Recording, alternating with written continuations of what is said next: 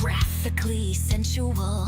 They will assault your senses. They are incorporated. They will bend your mind, shatter your sanity, and seal your fate. Lethal Ladies Inc. Try us on for size. We will take your breath away.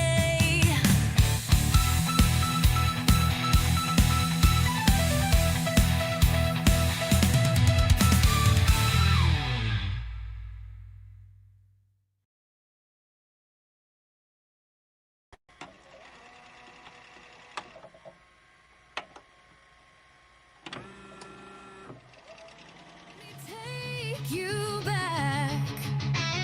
Let's rewind that old horror film. What's that in the background?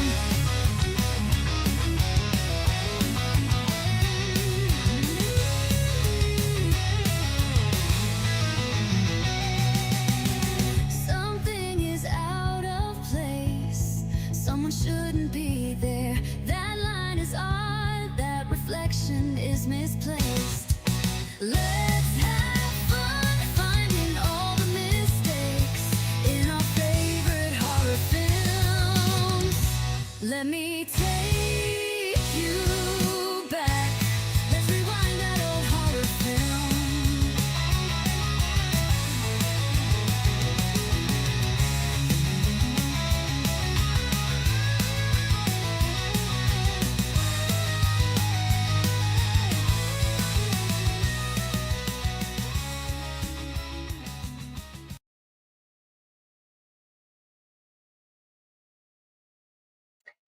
Hey, gang, and welcome to yet another horror movie rewind. Bet you didn't think I was going to be doing one this quickly.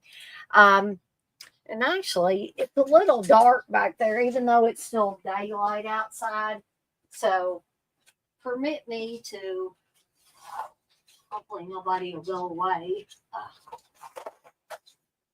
Oh, wow, this stuff got thrown in the over on the floor. I don't know if Steve was doing something earlier or what. But I'm going to have to learn to turn that light on before I do any of these because Steve always tells me that it's better if I, make it light in back of me. And I'm sorry if y'all hear that noise in the background. There's a lot of activity going on Discord. Not my Discord, sadly, but one of the other Discords that I'm involved with, or part of, I should say. But anyway, bet you didn't think I was going to be doing another one this quickly, but I got to be in my bonnet and wanted to do another one. And actually, there's just too much chatter going on. Uh, now, and I've forgotten how to mute. Oh, there's what I got to do. Okay. There we go. Hopefully it won't be making that noise all the time. It goes bloop, it makes that little noise. And when I'm trying to do a stream, that's kind of distracting. But anyway, I got to be in my bonnet about doing another one of these. And so I decided to pick my favorite horror film of all time, The Evil Dead. But there are so many goofs. And I'm not saying that's a bad thing. It gives me more to talk about. But there's so many goofs for the Evil Dead that have been, put down digitally. And so much trivia about this movie that I was like, I'll be on here 5 hours talking about this if I don't break it up into 2 parts, or at least 2 parts. Hey, the poet. So this is part 1 of Horror Movie Rewind for The Evil Dead. And later on, I'm not sure when, but I will be doing a part 2 to this one. And I'm sorry for the late notice about this. I wasn't planning on doing anything today or this evening, but then I thought, well, what the heck? I'll just do a horror movie rewind. People seem to like the last one I did, the first one I did. And so I thought, hey, let's just do another one, right? So I'm going to get some housekeeping stuff out of the way, and then we are going to get to the goofs and some trivia for, like I said, my favorite horror movie of all time, The Evil Dead, the original Evil Dead, directed by Sam Raimi. I've got a couple of rescheduled um, streams that I was planning on doing this past week. And, my dentist appointment wasn't bad, but I was kind of tired when I got home. So I didn't get to do They're All Messed Up. So that one's rescheduled. And also Dick's Picks will be rescheduled for Tuesday of this coming week. I'm not sure if I'm going to do anything Monday. Probably not, since I'm doing Horror Movie Rewind tonight. But you never know about me, do you? And there'll be an all-new Cannon Fodder, or should be an all-new Cannon Fodder coming up this Wednesday. So Tuesday, Wednesday, Thursday, we should have things in place unless something comes up, and I hope it doesn't. But Friday, I still don't know if me and Candace are going to be doing a Friday Foolish. I'm going to have to get back with Candace. Now, last Friday we couldn't because I had to work a late Friday. The time before that, Candace had some stuff going on. And like I always tell her, family and stuff, that comes first before these streams that we do. And I know that people enjoy the Friday Foolish shows, and we enjoy doing them. It's just sometimes that our lives are a little more hectic than, or, something unexpected comes up or whatever. Or, we are sick, heaven forbid anybody should be sick, but, it happens from time to time. So, I also want to remind you that because this is a live stream, Movie Roulette is in full effect. And Menelect, if you watch this, son, and I hope you guys, and I hope you guys that have girlfriends and wives, don't ever get upset at me calling guys hun, because it's not meant because I'm after you or something like that. I worked in libraries for a long time, folks. My first library job I was at for 17 years, and I worked with kids a lot. So I got used to calling everybody hun. So that still slips out from time to time. So I didn't want anybody to be offended. I didn't want their girlfriends or their wives to get mad if they heard me calling their significant other hun. It's not meant that way. It's a fondness thing. It's not a, hey, I'm after your spouse or your boyfriend.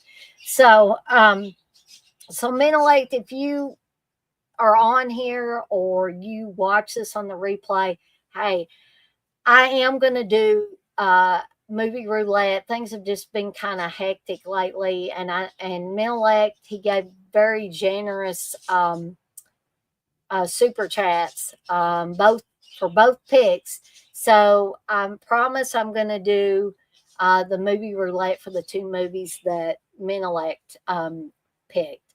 But if you want to be able to pick a movie for me to watch and do a review of on an upcoming episode of Movie Roulette, please feel free. All you got to do is give a $5 or more super chat during any of my live streams. That even includes watch-alongs, which we got watch-alongs coming up. I've got to close down the voting on those. And my next stream, I'll let y'all know what the picks were, okay? I totally forgot about cutting off the voting earlier today. So y'all might have gotten an extra chance to vote. I mean, they're really, I can see that blinking up there. I don't know what in the world one of the Discords is talking about so much, but they're really firing off messages on there.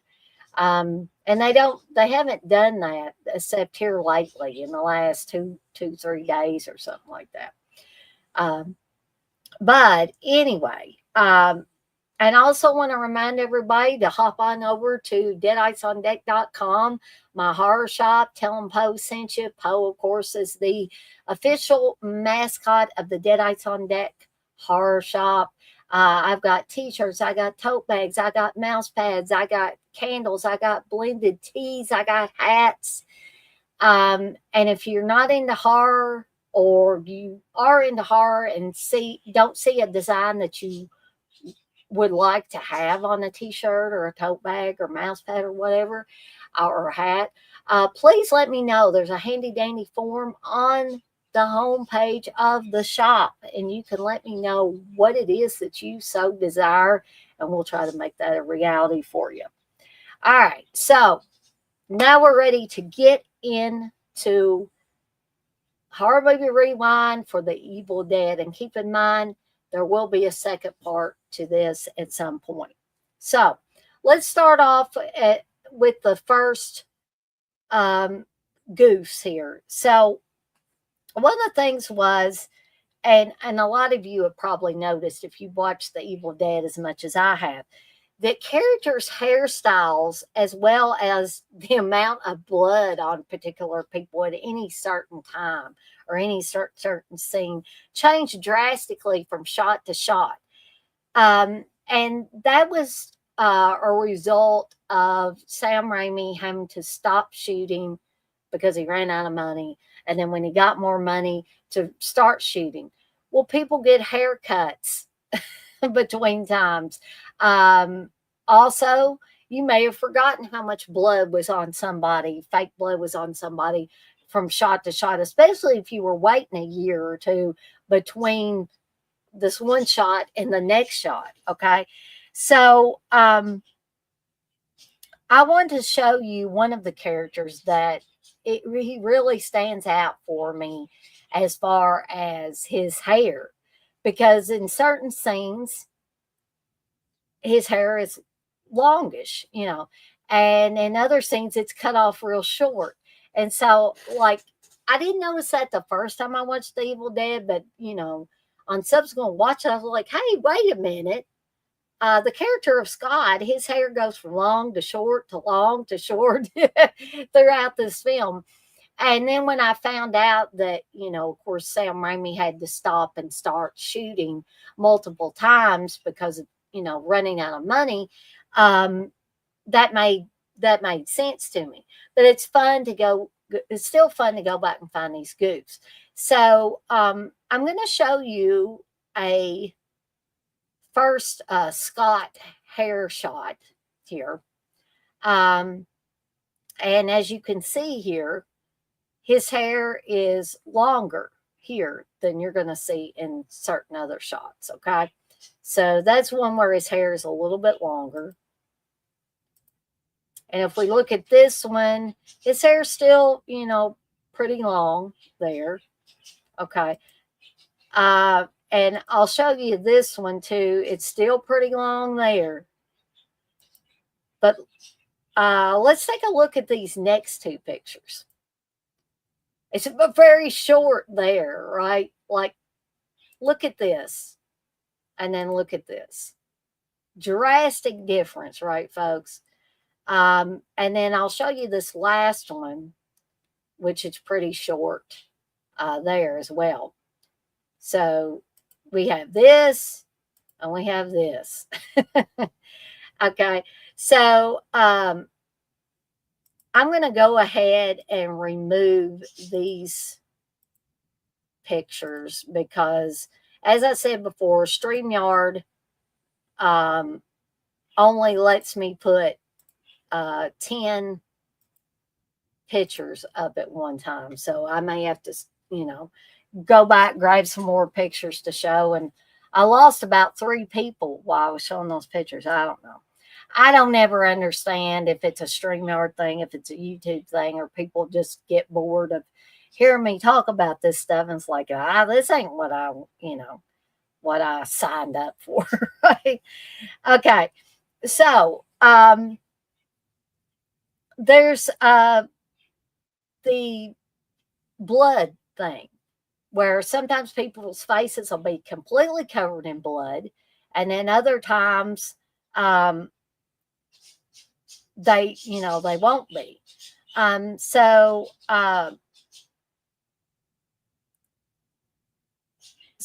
there's a shot where, and I've got the wrong pictures up here. So let me, one second, folks. I put the wrong pictures for the wrong thing up here. Hold on here.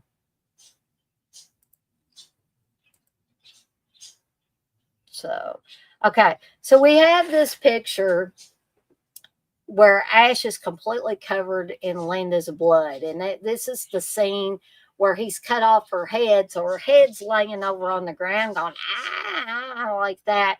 And the body is humping him, and blood comes out of the neck and gets all over his face, right? Okay, so we can clearly see here that there is a lot of blood on Ash's face here. Okay, so if I'll remove that one, and then we'll look at a second picture that was just like a few seconds later.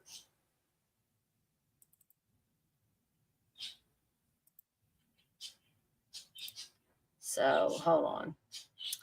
Sorry, folks. Forgot what I was doing there. Okay.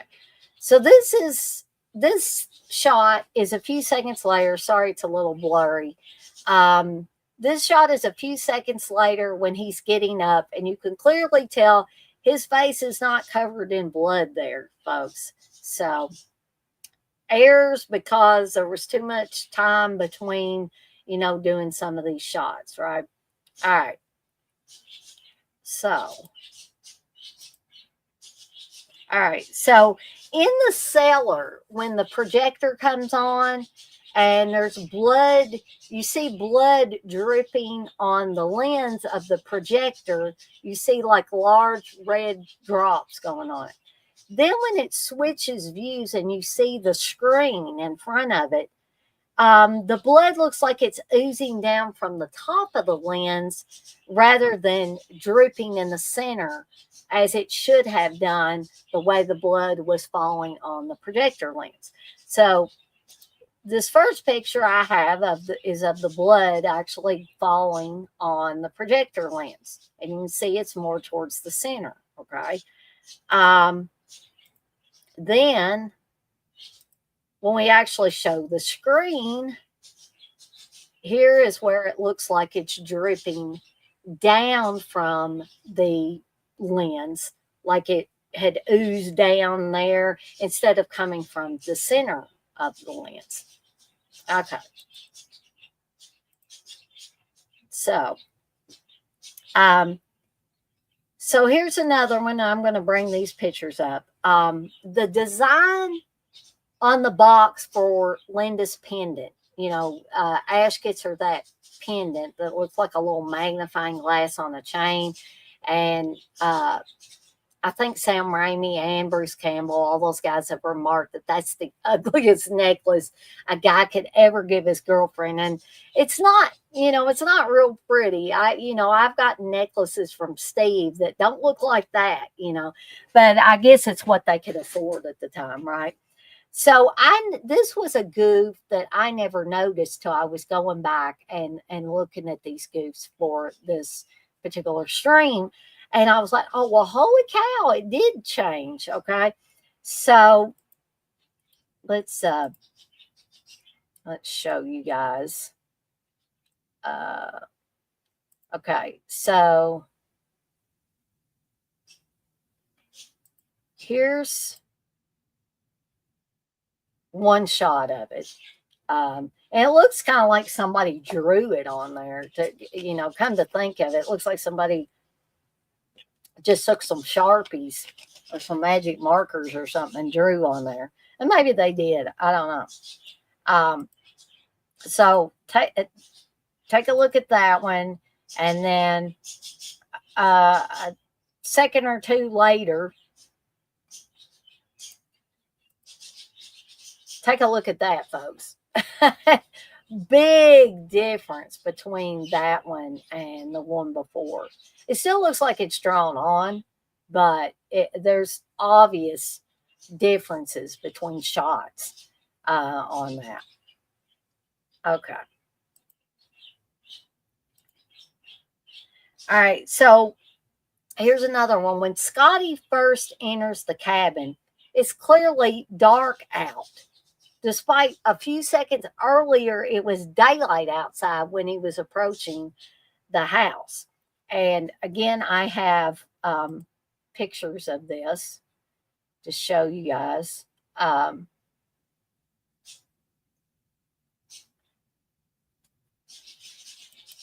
So we have this first shot of the car coming up to the cabin.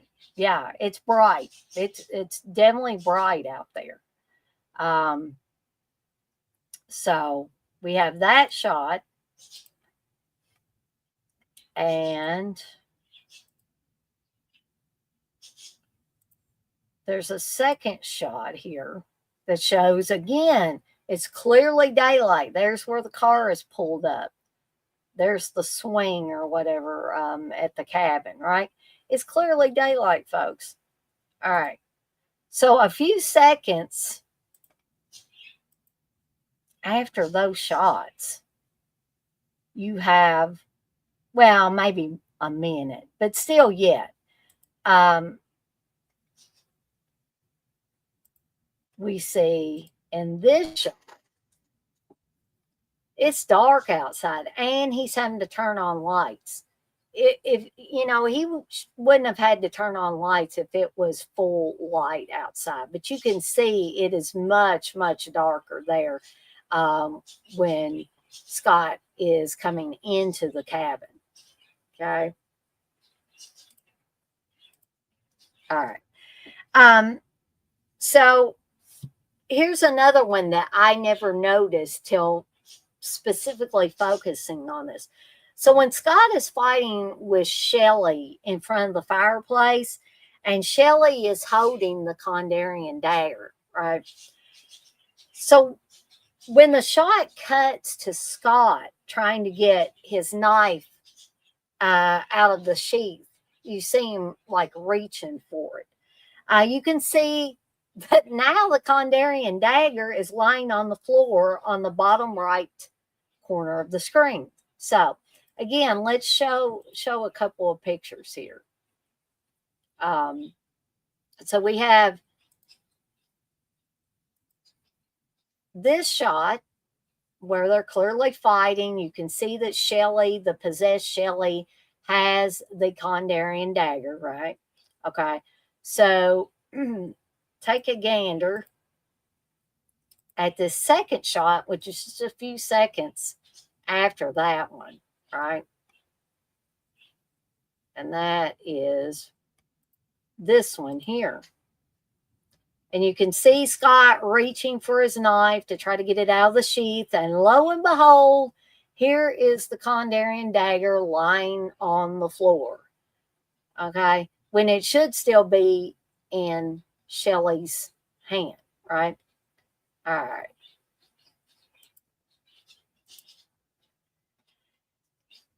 Okay, so here's another one. When Ash hits Cheryl's hand with the end of his shotgun, and then he actually closes the door, and then he hits the hand a couple of times, and blood squirts out on the door.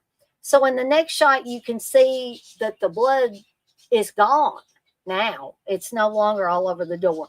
And you may say, dang, you're full of crap. But, you know, it was probably there. It's just dark. But it didn't look like there was any blood there to me. So I'm going to show you a couple of pictures.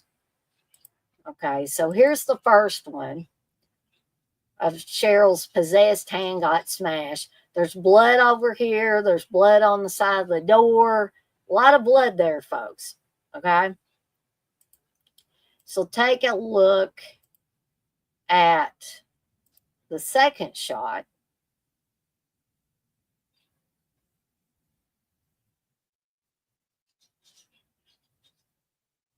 Well, if I can find it. So some of these, the way I named them, I should have named them. Here it is. Okay. So I know it's a little dark, folks, but you should be able to see splatters of red over here in that white part, and you don't see it. And this is just a few seconds later after the other shot. Okay. Okay. Um, at the beginning of the movie, the car windows alternate between open and closed on the ride to the cabin. And some people might say, well, Dana, maybe they got hot and they rode them down, then they rode them back up. Hey, I've ridden in a lot of cars, folks. Normally, you don't, especially back in the days when you had to roll them down and roll them back up. People just didn't do that. Okay. So let's show some pictures of that. Okay.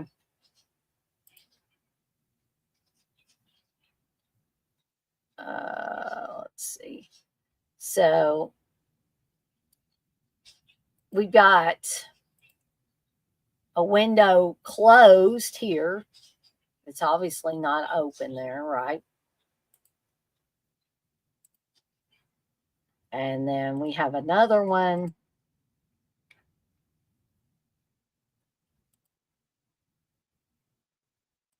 We have another one like that's probably a few seconds later where it's open and he's yelling at Rob Tappert and Sam Raimi on the side of the road who are waving at him. And he says, oh, go to hell. I wasn't honking at you. All right. So let's show, a couple more of these.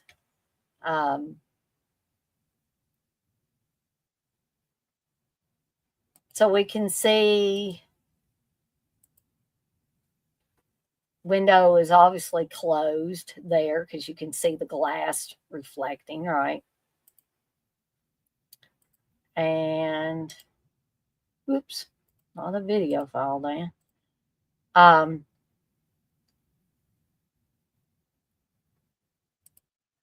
here's another one of the window clearly open. You can see somebody's arm sticking out of there.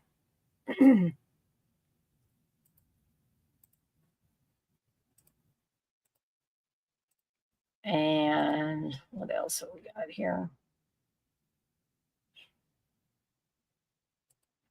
And then we have another one where it's clearly open. So these literally did keep alternating back and forth on the way to the cabin.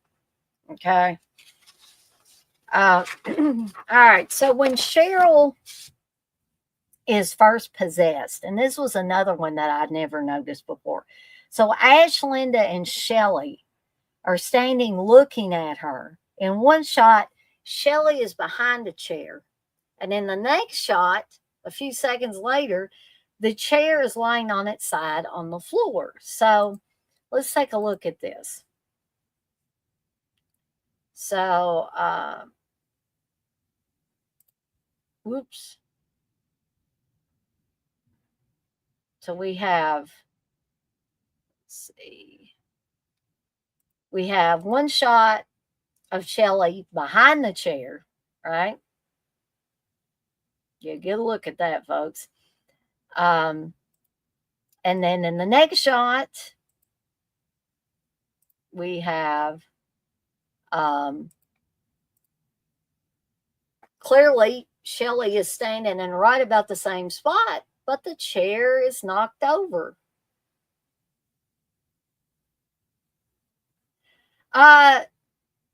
Yes, in ready, you probably could. Yeah, that wouldn't be a good game to play if you don't want to get intoxicated. But I agree with you. There's a lot of these movies that you know, if continuity errors, you were playing a drinking game with continuity errors. Yeah. Okay, so there's a shot of Scott being scratched by the possessed Shelly on the right side of his face. And then a few seconds later, the scratches are on the left side of his face. Okay. So let's take a gander at that, right?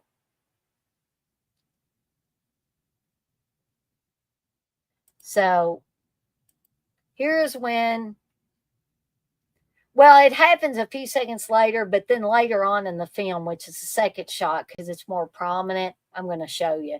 You can clearly see he's scratched on this side of his face by Shelley. Okay. And then if we look at this second shot, which is, but and again, the reason why I'm showing it from almost the end of the film is because the scratches are more prominent on the other side of the face in this shot. Okay. And so we can clearly see the scratches are on the other side of Scott's face in this shot. Okay. All right. So when the possessed Cheryl is lying on the floor next to the pencils, the position of the pencils changes between shots. So let's take a look here. So if we look at this first shot of her laying beside the pencils, we got one pencil here, we got one pencil over here, right? All right. So a shot or two later,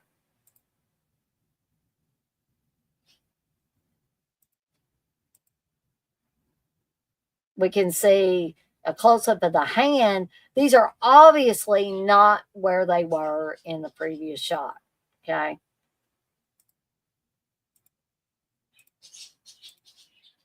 Okay. So later on in the film, the shotgun wound on Cheryl's face goes from the left side to the right side, then back to the left between shots. Okay. So let's take a look.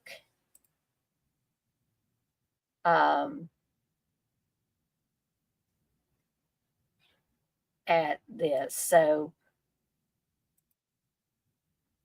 we see the shotgun blast is on the left side here when Ash first shoots her, right? And then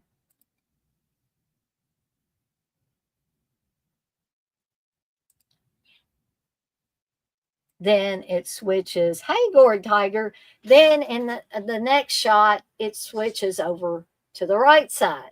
So we can see more continuity errors galore. Okay. So moving on, the chain on the light bulb in the shack changes length between shots. And this is when I believe when Ash brings Linda's body into the shack or shed or whatever, and he's going to use the chainsaw on her and he can't do it, right? Should have used the chainsaw on her, but he didn't. So let's take a look at this. I got more. So if we look at this one, this is when Ash first, I can't talk, first turns on the light. Doesn't appear to be that long, does it? Okay. And if we compare that with a shot a few seconds later, holy cannoli, it grew and the chain got bigger too. It appears that it got bigger, but it definitely got longer. And the light bulb kind of looks different too itself. So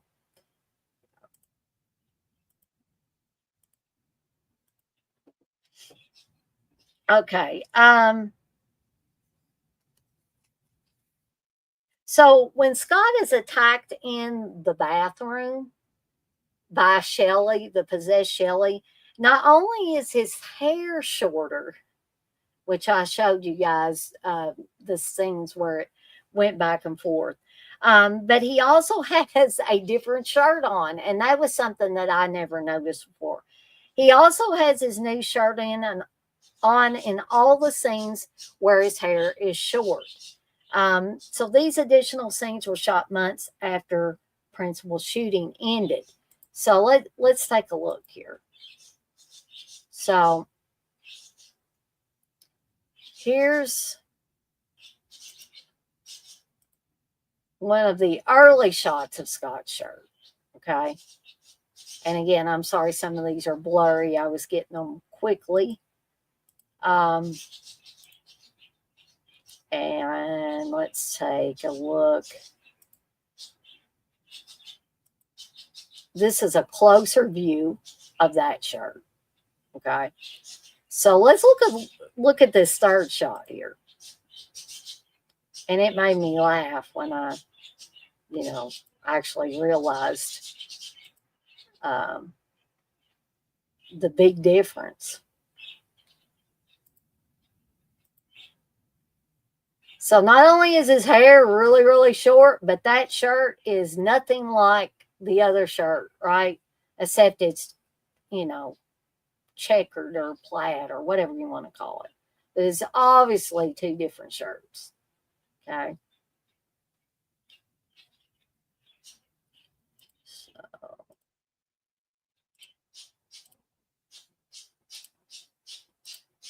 Okay.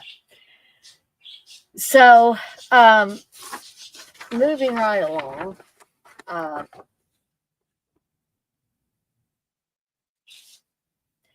So, when Ash first walks across the cellar floor at the beginning or near the beginning of the film, you see a shot of the water pipes, and they are leaking water at a pretty good rate. So the floor underneath that should be wet, right? But no. As Ash walks through the next door, you can clearly see that the floor is dry. Now, my screenshot's not really good. So I would urge you to actually go and watch the movie and see it for yourself, right? So here's the first shot of the water dripping from the pipes. Like I said, it's dripping at a pretty good pace. So the floor underneath these pipes should be wet. Okay. Now, I know it's going to be kind of hard to see, and that's why I urge you guys to watch the movie and you'll be able to see it better. But you can see the steps he came down, and the pipes were right about here. And that looks pretty dry to me. Where the light is hitting, that looks dry. It does not look wet, right? Okay. Okay, so when Cheryl, after she's attacked by the trees, and you guys and gals that have seen The Evil Dead, you know what I'm talking about. There are 3 porch lights on the top of the cabin. One at each end and one directly above the door. So as the evil is approaching and Cheryl's trying frantically to unlock the door, the light above the door is missing, okay? But after Cheryl gets back into the cabin and the evil starts to retreat, it goes, whoa, and goes backwards. Suddenly the light above the door has mysteriously reappeared. This was another thing that I didn't notice, okay? So let's take a look at some pictures here. So if we look at this shot, this is when Cheryl is running up to the cabin. We see a light here, we see a light here, and we see a light here, right? Okay. So if we look at this, one of the next shots, we have a light here and a light here, but where'd the light above the door go? Okay.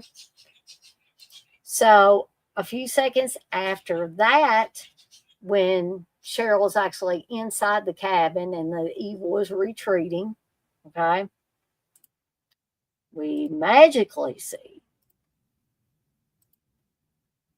that the light above the door is back again. It was there, then it wasn't there, and then it's back again. All right. All right. So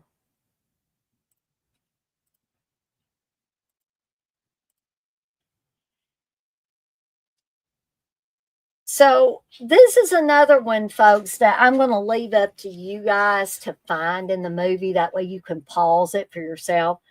Because I couldn't get any really good shots of her feet as she was running. Okay. So Cheryl switches between wearing moccasins to being barefoot twice after she's attacked by the vines and is desperately trying to get back to the cabin. Okay. Now, I think somebody made a mistake with this one, but if y'all can prove me wrong, I might have a special prize for you. But you got to have pictures showing me. Okay. So I think they are confused with a scene where supposedly you see Scott's legs and shoes walking past one of the bodies. Okay. And that's actually Ted Raimi's legs and feet, because Rich DeManicore, he'd already left the production at that time, and so Ted was fake shimping all over the place. Just a little side note, but I think the person that put this as a goof was confusing Scott's legs and feet with Ash's legs and feet.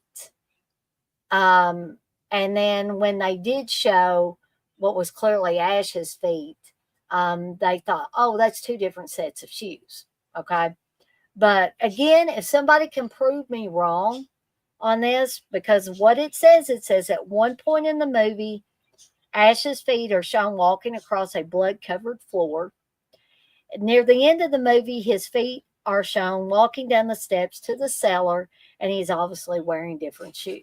So if you can prove me wrong in saying that that was an error on somebody's part, and you got photographic proof from the movie, a screenshot from the movie, letting me know, I'll have a special prize for you. Okay. Okay.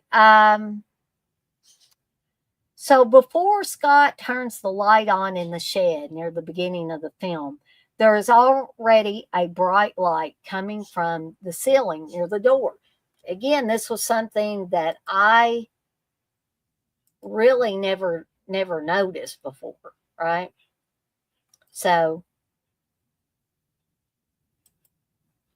here's the shot. He hasn't turned on the light or anything. There's a whole heck of a lot of light coming through here, right? And lighting up this area. And like I said, this is before Scott even turns on the light in the shed. Okay. So if we take a look at the second picture where he is in the process of, he's just switched the light on. It's brighter, but it was bright like there was a light coming from somewhere in that early shot when he had just come into the shed. Okay. Okay. Linda's pendant changes from shot to shot, which I noticed that it didn't literally change into a different kind of pendant, but it changes position where you can clearly see the little thing that looks like a spyglass or a magnifying glass. And then in other shots, you can't even see the pendant part of it. You just see the chain. Okay. So I'm going to show you a couple of shots of that. If I can find it. Okay, here we go. So here's the first shot. Close up, you see the little thing that looks like a magnifying glass. You see the chain. It's clearly there right on her chest, right? So if we look at the second one,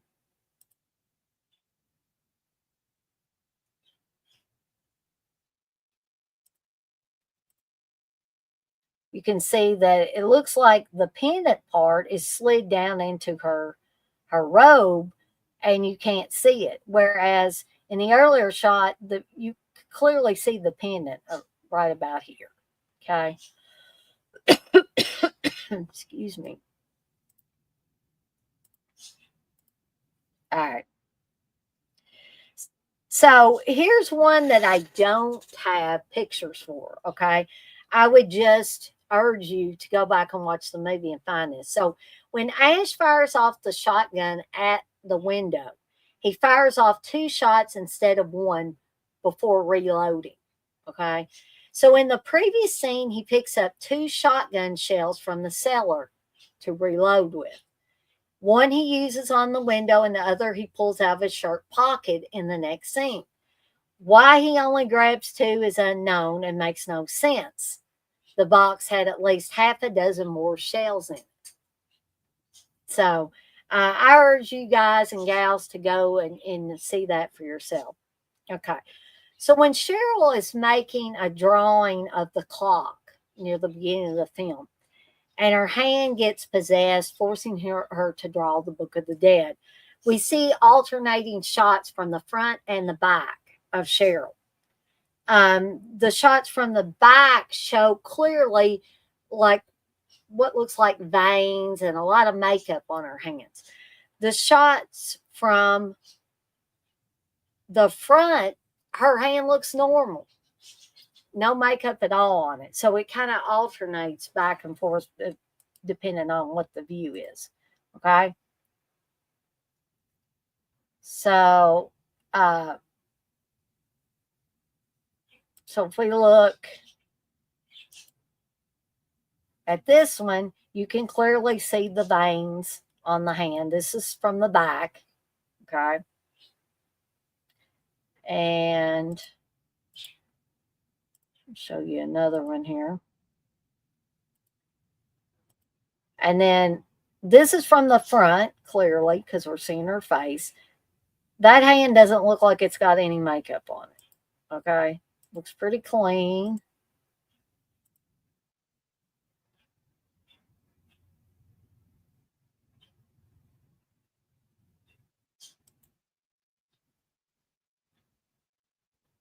And here's a third shot from the back. You can clearly see those veins look like they're drawn on. All right. And yet another one right here is from the front again. And you can clearly see that there's no makeup on her hand there, right? Okay. So this is another one I don't have screenshots of, but I would urge you to go back and see this in the film yourself. So when Scott and Ash go into the cellar and find all those random objects, they find the Book of the Dead and they find the Kandarian dagger and the tape recorder and all that. Ash starts to examine the Book of the Dead. So when you really focus on the pages of the Book of the Dead in different shots, the pages change, even though Ash is not physically turning the pages. Okay. So another one, when Ash stabs Linda with the Kandarian dagger, she spits up a bunch of blood all over her face. It just kind of goes all over her face. Later, when Ash, and it's not much later, chains Linda down on the table, intending to slice her up, total bodily dismemberment with the chainsaw. Her face is squeaky clean. Okay. So let's take a look at a couple of these shots here. So, this is after she's stabbed with the Kandarian dagger. She's clearly got a bunch of blood around her mouth primarily, but that's a lot of blood, folks. So a scene or a few seconds or whatever later, when he has taken her to the shed and he's going to chainsaw her, she, like I said, has a squeaky clean squeaky clean face there. All right. During the meltdown scene near the end, where basically the evil dead or the possessed people are actually falling apart, one of the possessed people, I think it's Cheryl, her head is seen clearly falling off, but in the next shot, it's intact. Okay, and we're talking like a half a second to a second later. Okay. So so let's look at this where the head is clearly falling off. There's an eyeball there. It's clearly becoming unattached from the neck, right? All right. So if we look at this next one about a second later, miraculously the head is attached once again. And I'm sorry, my dog has a cough. Hopefully she'll be all right here in a second.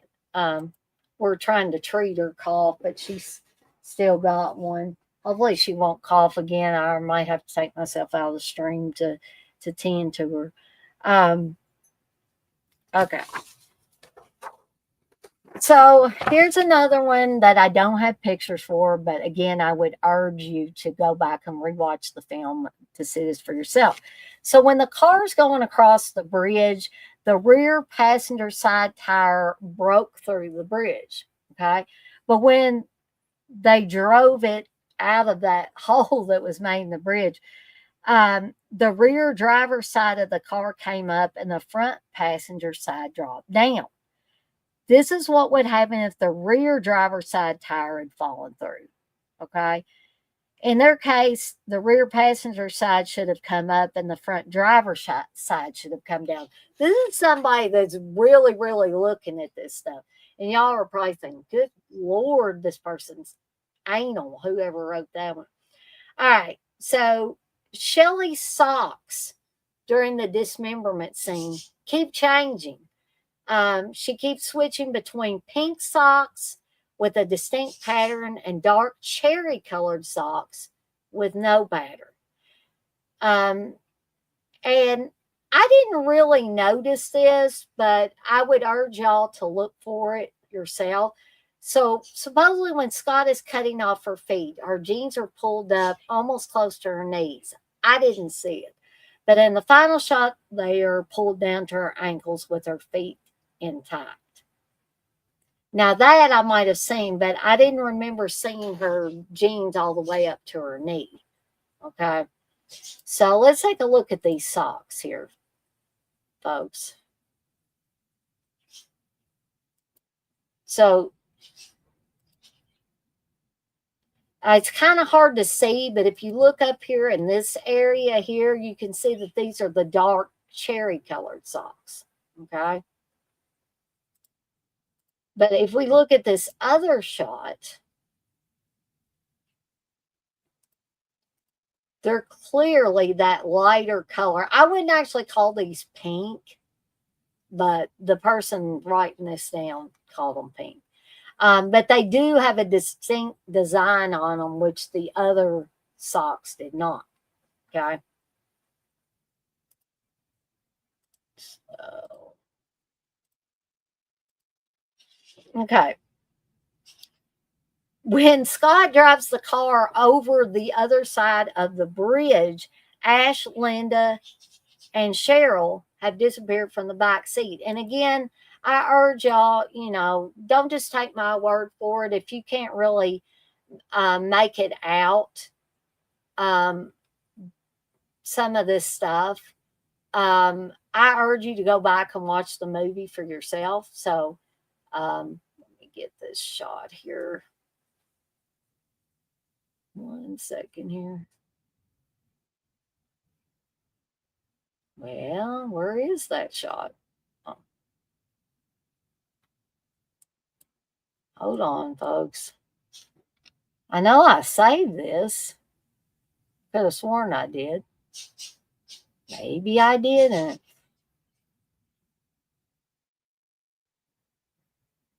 Maybe I just thought I did. Oh, here we go. Sorry about that, folks. All right. So if you look right here, that you should be able to at least see Cheryl right there. But clearly you can see that nobody's in that back seat. And this does not look like Shelley either. And that is because I believe this was like Sam Raimi and maybe Rob Tafford or somebody in the front seat of the car. That is not the actress that played Shelley right there. That's either Sam Raimi or Rob Tafford there. Okay. And there was some reason, and I can't remember what it was the reason why they had that like that. Okay. So this is another one that unless I had done a like video of it, I wouldn't be able to show you. But again, I urge you to go back and watch the film. This is near the beginning of the film. So when the group arrives at the cabin, the tempo of I always thought it was a swing, but somebody says it's a chain veranda chair. It looks like a wood swing to me, but it's banging against the cabin. So apparently the tempo of that swing rocking against the window changes between shots, how fast or how slow it's doing, what it's doing.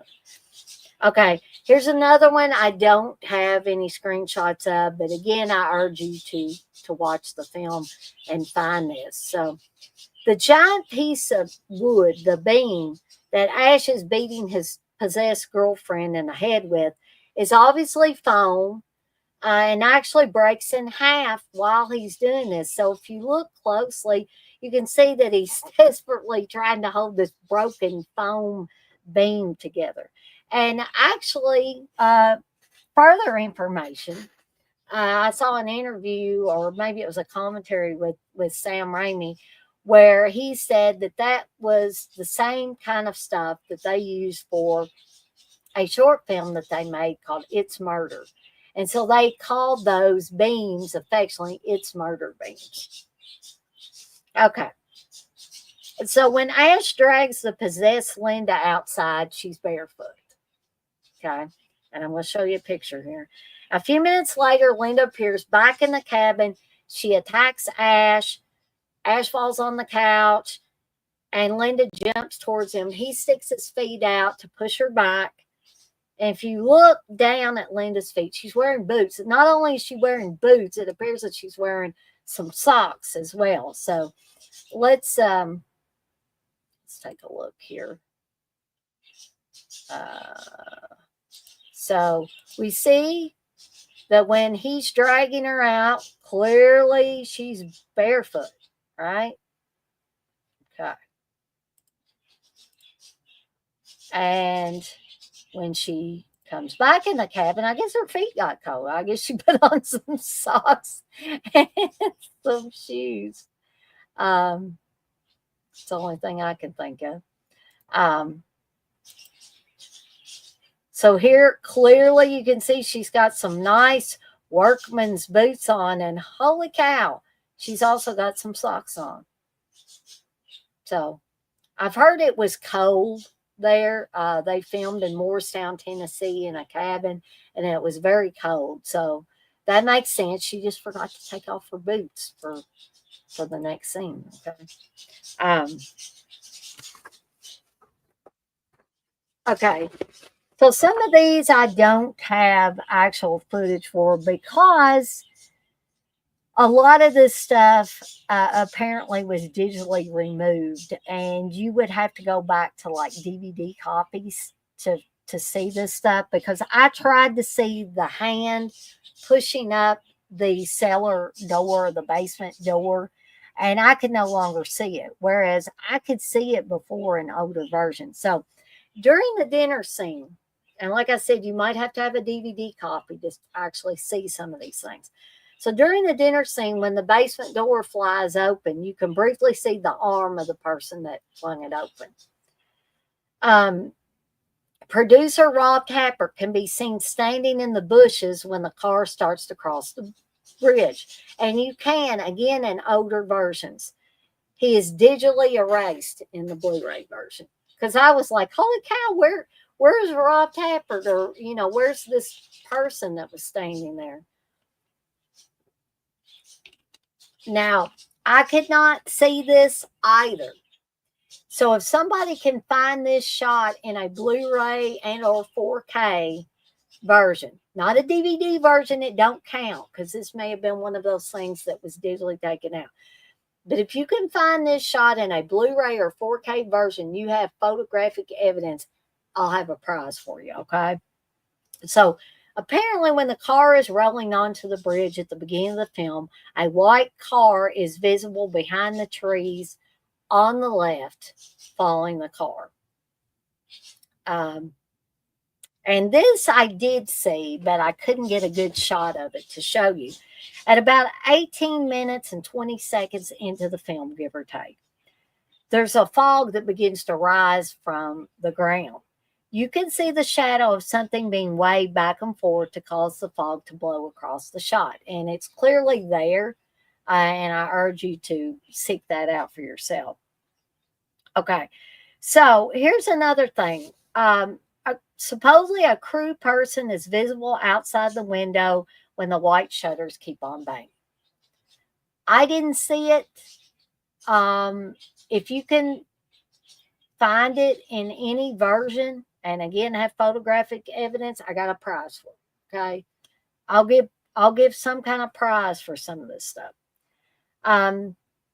Here's another one I could not see. When Scott is examining the cabin at the beginning of the film, the cameraman is reflected in the window. Now, I saw something that may have looked like a camera, but I did not see a cameraman. So again, if you couldn't find that and have photographic evidence, again, I got a prize for you folks. All right. So let's go over some trivia, and we'll be doing more Goose when I do the second part of this. So the cabin used as the film set was also lodging for the 13 crew members, with several people having to sleep in the same room. Living conditions were terrible, and the crew frequently argued. The cabin didn't have plumbing. Can you imagine, folks? So the actors went days without showering. So it was probably pretty smelly. I'm seeing shades of the Texas Chainsaw Massacre here. And many of them got ill during the freezing weather. And by the end of the production, they were burning furniture to stay warm. At the end of principal shooting in Tennessee, the crew put together a little time capsule package and buried it inside the fireplace of the cabin as a memento of the production to whomever found it. I don't believe anybody has ever found that time capsule. If I'm wrong and you guys know otherwise, please let me know. The cabin has since been destroyed and only the fireplace is still intact. Bruce Campbell put up his family's property in northern Michigan as collateral so that Sam Raimi could not only finish the film, but blow it up to 35 millimeter. So that's a person that has faith in their friend there, which was required for theatrical release. Raimi was so grateful for Campbell's final financial contribution that he credited him as a co-producer. And so that is why Bruce Campbell is credited as a co-producer on The Evil Dead. After completing principal photography in the winter of 1979 to 1980, most of the actors left the production. However, there was still much of the film to be completed. Most of the second half of the film features Bruce Campbell and various stand-ins or fake shimps. If you want to know the story, sorry, let me. Maybe she's okay. If you want to know the story about fake shimps, Sam Raimi has talked about it in numerous interviews. One second, folks.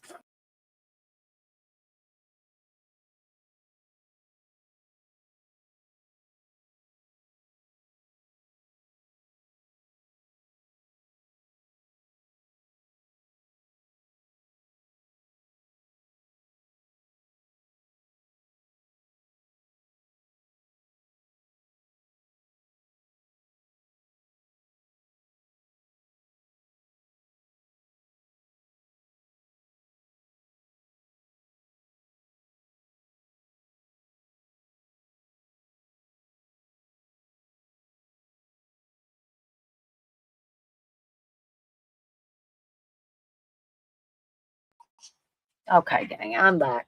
Um, the original, I guess I'm just gonna have to have her hike up whatever is.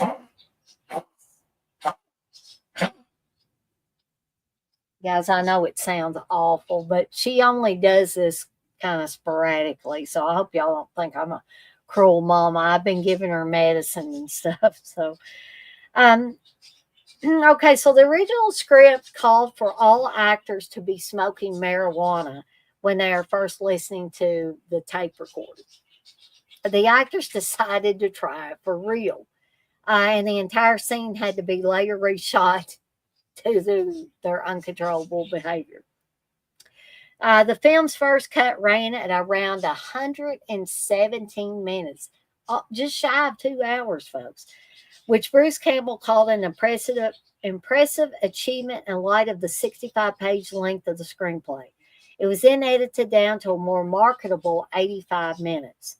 The original version was conceived as a horror drama with the occasional joke to bring some levity and would focus on the terror that made it to the final product, but also the tragedy of Ash slowly losing his friends and his guilt for not being able to save them. So after watching the first cut, Raimi, Campbell, and Tappert agreed that the film was already grim enough and trimmed it to a straight horror film, which, in all honesty, folks, I think that was probably a good idea. The opening sequence of the evil moving over the pond or the lake was achieved by having Bruce Campbell push Sam Raimi in a dinghy whilst he filmed the shot. For those of you who's wondering how the blood was created, the blood is a combination of Karo syrup, non-dairy creamer, lots of red food coloring, and 1 drop of food coloring to darken it. So at one point, Bruce Campbell's shirt that he wears in the film was so saturated with the fake blood that after drying it by the fire, the shirt solidified and broke, literally broke when he tried to put it on. Andy Granger, who is a friend of Bruce Campbell and Sam Raimi, gave them this advice: fellas, no matter what you do, keep the blood running down the screen. They included the scene in the finished film where the blood runs down the projector screen as a tribute to him. Now, I thought I'd heard earlier on that Erwin Shapiro said that, but apparently it must have been Andy Granger. In an interview, Betsy Baker said that when she learned the producers were interested in having her star in a horror movie, she was so suspicious she would only meet them in a public restaurant. The eerie wind noise in the movie was recorded by Sam Raimi. He first heard it through his bedroom window while he was trying to sleep and thought it would be perfect for the movie. Director Sam Raimi and star Bruce Campbell were friends from high school where they made many Super 8 films together, many of which I have seen. They would often collaborate with Sam's brother Ted Raimi. Campbell became the actor of the group as he was the one that the girls wanted to look at. Campbell has played brief parts and cameos in most of Raimi's ever since. At the end of a normal day of shooting, Bruce Campbell would return home in the back of a pickup truck because He was too covered in fake blood from head to toe. So they said, "Hey, Campbell, you got to get in the back of this truck." Filmed in a real life abandoned cabin, the property owners granted the production crew um, the right to lease the cabin under the condition that any modifications made for filming were to be undone. The crew kept their promise, and the only thing that remained in the cabin was the fireplace that was specifically built for the film. And again, that's the only thing that remains from that cabin. The white contact lenses were very painful to wear. They covered half the eye and had to be taken out every 15 minutes to allow the eyes to breathe. When there wasn't any filming going on, Bruce Campbell would actually help out with the crew in prepping shots and props around the set. Okay, here's a little bit about the censoring of this film and the banning of this film. So in West Germany, the movie's February 1984 release was hindered by public authorities for approximately 8 years. Original 1982 cinema and video releases of the movie have been seized, making the movie a hit on the black market video circuit, with pirated copies abounding. A heavily edited version was first made available in 1992, folks. Several high-profile horror enthusiasts, among them even author Stephen King, publicly criticized the German ban on the movie. In other German language markets, the movie was never restricted from distribution.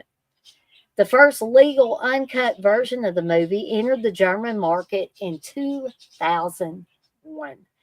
On DVD, this version was seized by German authorities less than a year later, though. It was not until, get this, folks, it was not until July of 2016 that the uncut version of the movie was finally redeemed and made legally available in Germany again. That's a lot of years, folks. The cabin was located in the forest outside the small town of Morristown, Tennessee. Bruce Campbell said in his biography that it later burned down. To this day, the exact circumstances are unknown. Sam Raimi claimed that he burned it down himself after filming, because he believed that the cabin was haunted.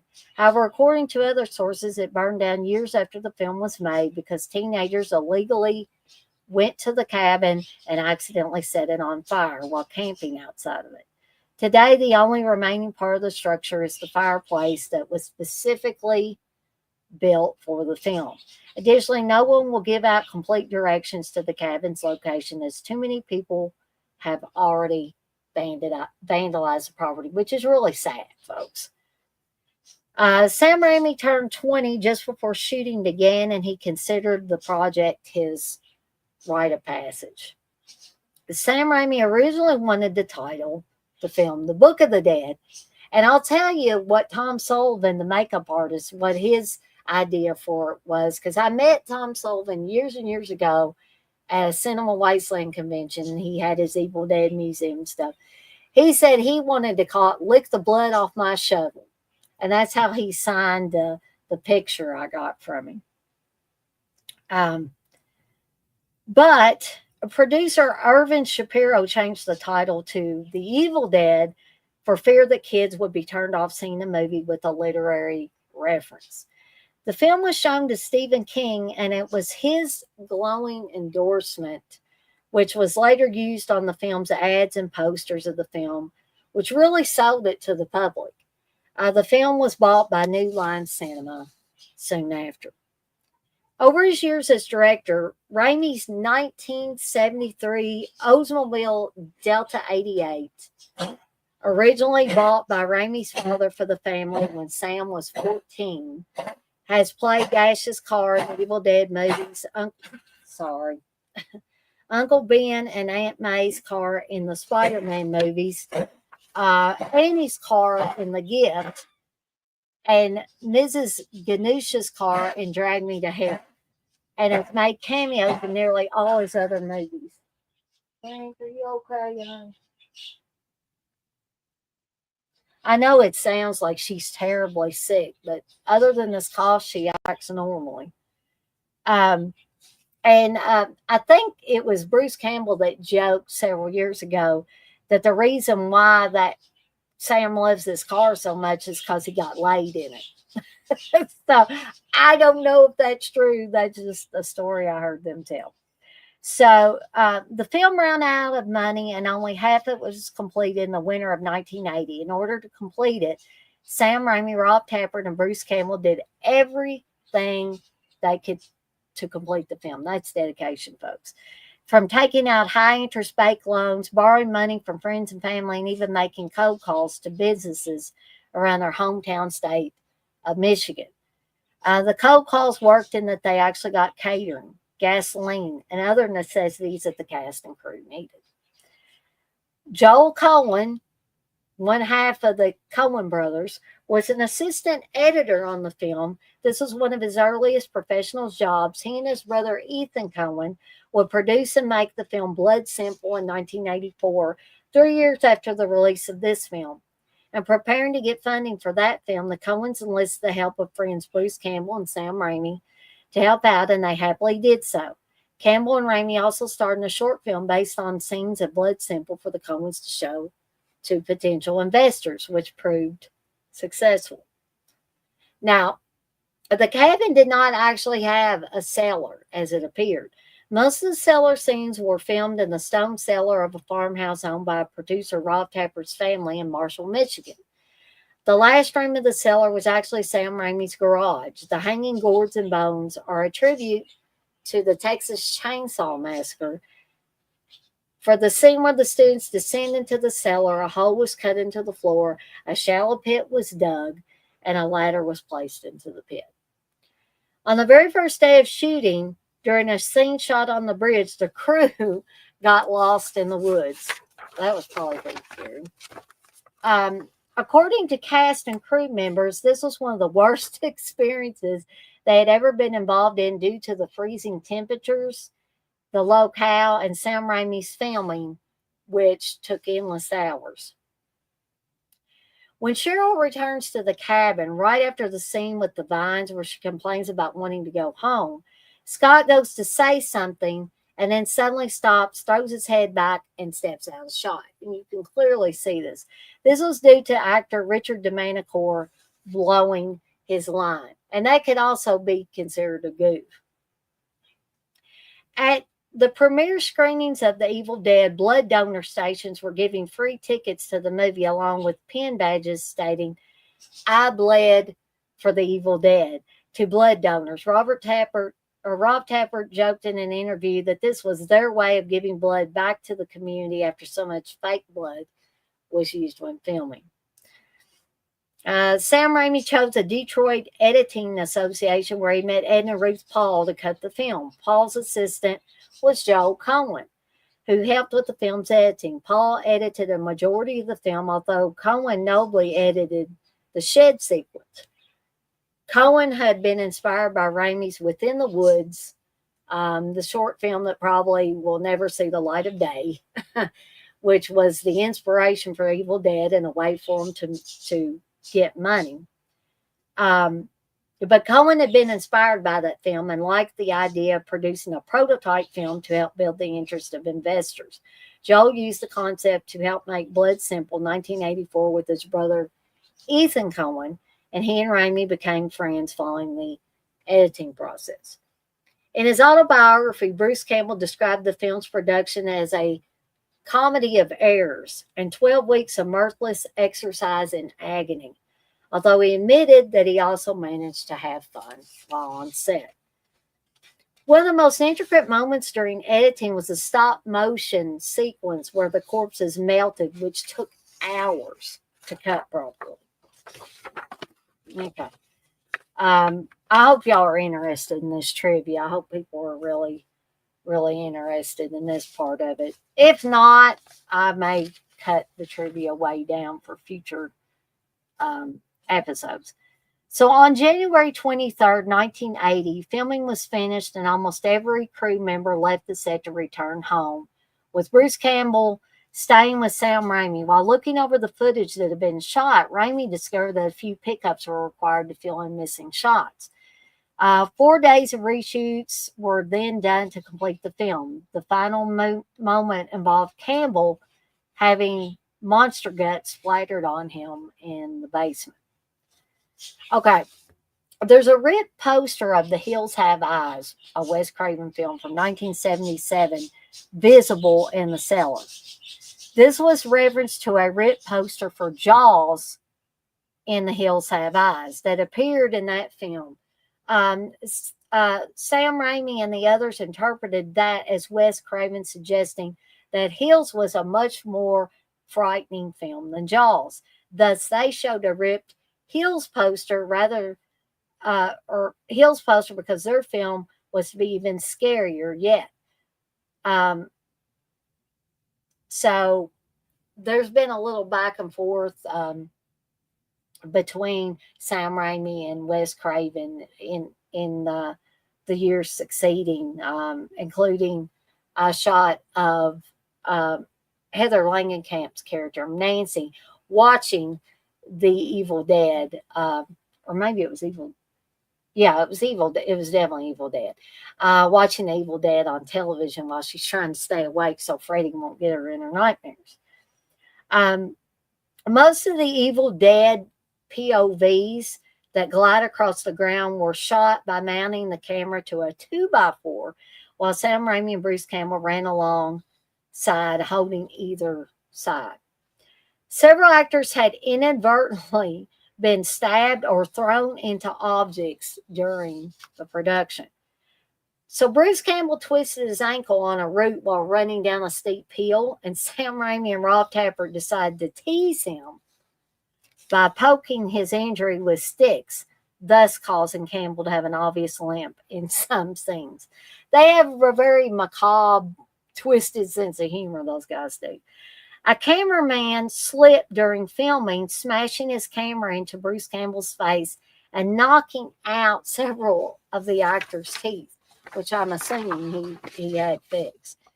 On the tape in which the Evil Dead resurrection passages are read aloud, some of the words spoken, which appear to be Latin, sound like Sam and Rob desist hikers down the roads, which means Sam and Rob are the hikers on the road, as it was actually Sam Raimi and Rob Tapert who played the fishermen that wave to the car as it passes them near the start of the film. In Germany, the film was released in theaters and on video the same day to avoid problems with the censorship boards. It was banned soon afterward, but dominated the top 10 in the few weeks of its release. The ban was lifted in July 2016, as I said earlier, after Sony Pictures Home Entertainment's lawyers convinced 3 German courts to revise decisions on at least 5 different movie bans. The temperatures were so cold at the time of shooting that the camera and other wiring froze. Then they had to be thawed by the fireplace inside the cabin. The tape recorder found the cabin belonged to Bruce Campbell's father. Because of the low budget, contact lenses as thick as glass had to be applied to the actors to achieve the demonic eyes effect. The lenses took 10 minutes to apply and could only be left on for about 15 minutes because eyes could not breathe with them applied. Bruce Campbell later commented that to get the effect of wearing these lenses, they had to put Tupperware over their eyes. During the scene where Linda is possessed, the makeup artist originally wanted to make her look like a snake-like creature, and I would assume that would be Tom Sullivan. As can be seen when Ash is dragging her outside, filmed actually before the scene indoors, with her singing the creepy song. Her makeup was dark and a little more greenish, but eventually they changed the makeup to an evil doll face look. So you can see that actually in the film if you look closely in those 2 scenes. Sam Raimi shot a short film called Within the Woods in 1978 to act as a calling card for his featured debut. It did the trick. He was able to raise the $90,000 necessary to make the film, which goes to show you folks that things can be done. They can get done. Bruce Campbell received numerous injuries during the making of the film. A noticeable one caught on film is the scene where a possessed Cheryl's hand burst through the cabin floor, and that's actually Ted Raimi's hand, to seize Ash by the face. A trickle of Campbell's actual blood runs down his head as the actor was gashed in the head by the puppeteer on the floor, who blindly grabbed for Campbell. And that puppeteer on the floor was Ted Raimi. The white liquid that often emits from the possessed after they're injured or maimed is 2% milk, for folks that want to know that Sam Raimi chose to use, not just to show how the possessed aren't normal beings, but also to mix it up so the MPAA wouldn't give the film an X rating. Ultimately, the film was released unrated. After Scott says, "Don't you see, Ash? They're alive," he screams higher than his normal voice register. This was actually Sam Raimi's voice melded in with Scott's scream. This was one of the highest rated video rentals of its year. The film was intended to be filmed in Michigan in a cabin. However, Sam Raimi and company could not find one. They tried the Michigan tourism guide, which was no help, so they came up with the idea of going to Tennessee to shoot. While they were there, they could not find a cabin, and the closest they had come was one filled with squatters. At the very last minute, Raimi and crew found the cabin they used in the film, which is not far from the house the cast and crew had moved into for the arduous shoot. The cabin had to be renovated from top to bottom as it was in deplorable condition. And I've heard the guys say that there was like cow crap on the floor and they had to scrape a bunch of cow crap off the floor and all that. Or horse manure. It says here, rooms were filled with 4 inches of horse manure and electricity had to be put in along with a working telephone to make it hospitable. Dead chickens, folks, dead chickens, they were already dead, were stabbed to replicate the sounds of mutilated flesh, and Bruce Campbell had to scream into a microphone for hours. Right. We'll have to give her some more medicine here soon. Inspired by William Castle, I did not know this either. Sam Raimi had ambulances on standby as a publicity stunt at the film's premiere. I don't know what that light. Oh, it looked like a light, but it was actually a bug, folks. Sorry about that.